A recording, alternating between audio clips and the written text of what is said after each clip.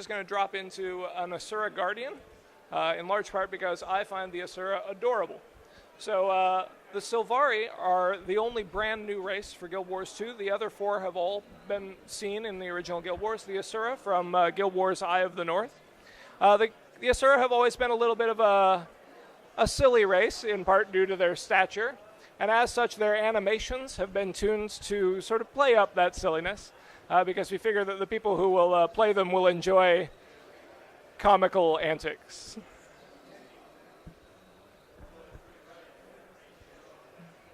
That's built into everything, so even if Elijah dodges to the left or right, there's a little wobble.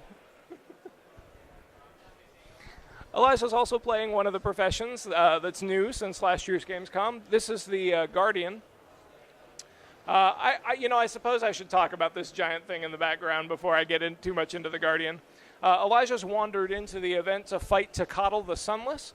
Tecatl the Sunless is one of the dragon lieutenants in the game. Now, I specify lieutenant and not just dragon, in part because the primary antagonists of Guild Wars 2, the main enemies, are those elder dragons, those elemental forces who have risen up to attack Tyria. So while primarily you will be fighting against Zaitan and his minions, we just want to get across, this is one of his minions. Zaitan is much bigger. This is a small dragon. But, not too small to not be enjoyable. So this particular fight, we've tuned it up a little bit for the demo. We've made it run more often.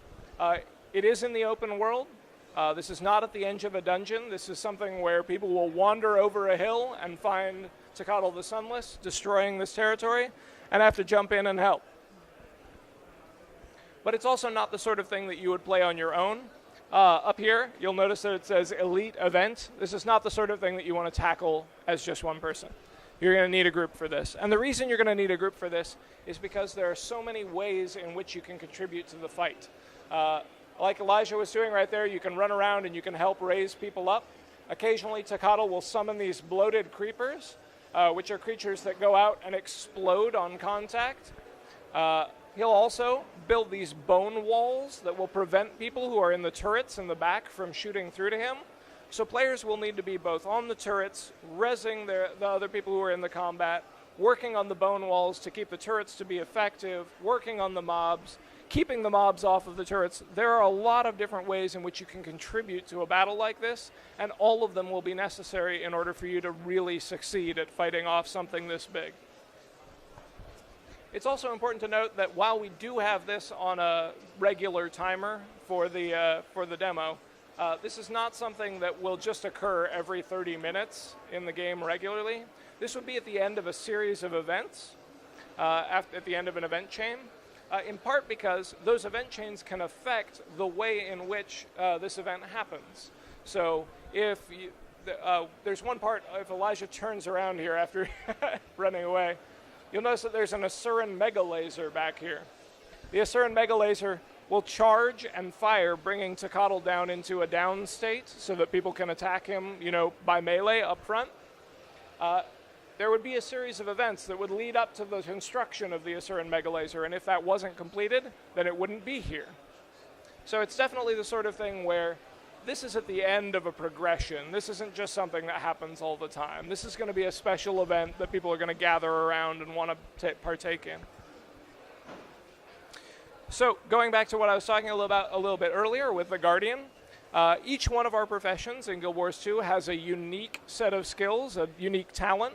For the Guardian, that is that he has 3 different virtues. The virtue of Justice, which allows him to burn a foe with every 5th hit. The virtue of Resolve, which allows him to slowly regenerate health. And the virtue of Courage, which every 30 seconds allows him to block one attack. So these are always running for any Guardian. They just have them naturally. But their special ability is not only to have them, but to bestow them on other players.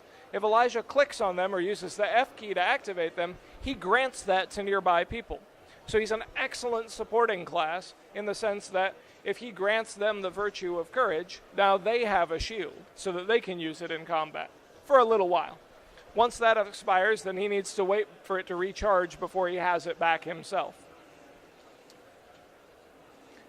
As you'll notice, even though I did refer to the Guardian as a good supportive class, anyone can revive anyone else. We've done away with the concept of a healer in Guild Wars 2. There's no more monk. Everyone can heal themselves using the 6th skill. Every player has a 6th skill that is a personal heal, and every player can revive any other player that's been downed in combat. Once you've been knocked down, you're not dead. You don't have to run back to town. Once you're downed, you can use a couple of skills from the ground and wait for people to come over and resurrect you to bring you back into the combat. If they don't come and resurrect you, you can, of course, give it up and go back to one of the teleportation points. But you can always revive another player or have them revive you. You can also revive a number of the NPCs in the game, and that will be a mechanic that'll make a lot of sense in some events, because you'll come into an event and there will be a lot of enemies to fight off, and maybe it'll be easier if you revive some of the guards over here to help you out.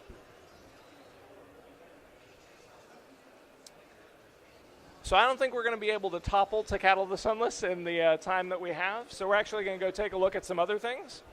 You want to pop up north?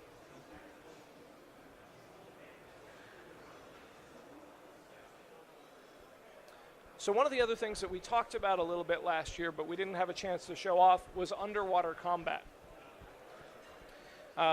Underwater combat, we want to be an integral part of the game. This isn't something where it's going to be extra complex or something that people want to avoid. We want it to be a very natural part of playing. So just as easily as you can fight on land, you can run into the water and fight underwater. Or you can stay out of the water. Go in the water. Woo! There we go. So you'll notice that the instant Elijah goes into the water, he's got a breathing apparatus on his face. So we explained that away. Also, he has a whole different skill set. If Elijah pushes his H to bring up his hero panel, you'll notice that he's got his land-based weapons, but he also has his harpoon and his trident, which are automatically brought out when he goes underneath the water. That's because the land-based skills don't always make sense underwater. If you have a land-based skill that puts a mark on the ground, where's the ground? So when you're underwater, you have skills that make more sense. They're direct targeted. They're areas of effect that are in spheres. Sometimes they're in horizontal planes or vertical planes, so that you can use a lot more of that 3D movement and positioning to both escape and attack your foes. One of them, do you remember which one is the one that puts the weight on them? Okay, cool. That's my favorite. You can also sink and raise other opponents, so that way if you want to drag them down to the ground so that you have an easier overhead target, or if you want to raise them up to the surface and then escape, you can control their movement that way as well. Moving underwater is also very simple. You can move left and right, you can move forward and back. When you move forward, you just move in the direction of the mouse. So if Elijah looks down, he swims down. If he looks up, he swims up. If you press spacebar, you always float to the surface. We want it to be just very easy to get into underwater combat, and you don't have to learn a new set of keys. If you double tap to dodge, you dodge. It works.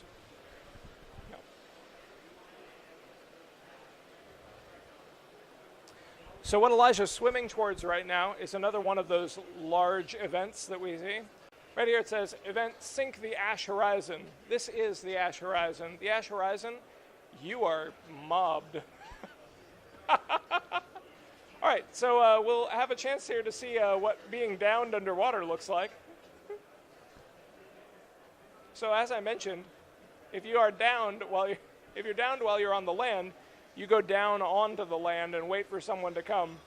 Here, Elijah's trying to swim to the surface, but he might not even make it. Oh, he did. And once you reach the surface, you'll regain health until you're at full health. This is to make sure that you don't end up sinking to the bottom where no one is going to come and revive you, which would be a terrible, terrible thing. So Elijah's back into the fight. A lot of the decisions we make are because we want you to keep having fun. We don't want you to have to go somewhere and wander back because you don't have the right thing or because you got beat up.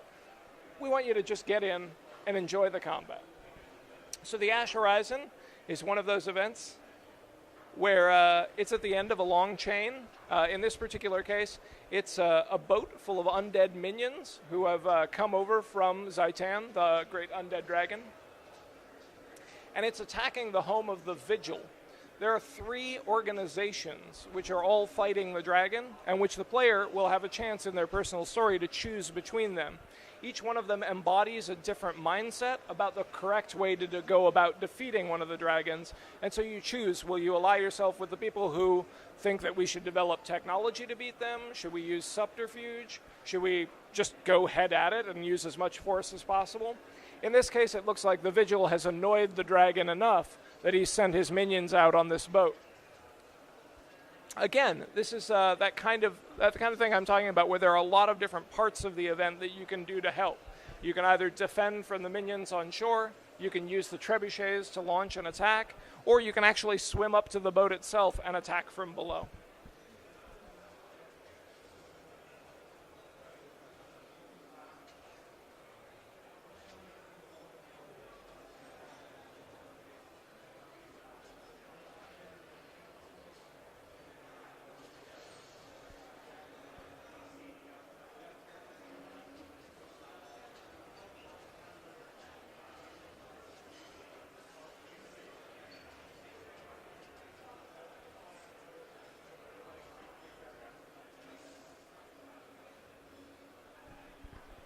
So you'll notice something over here on the right.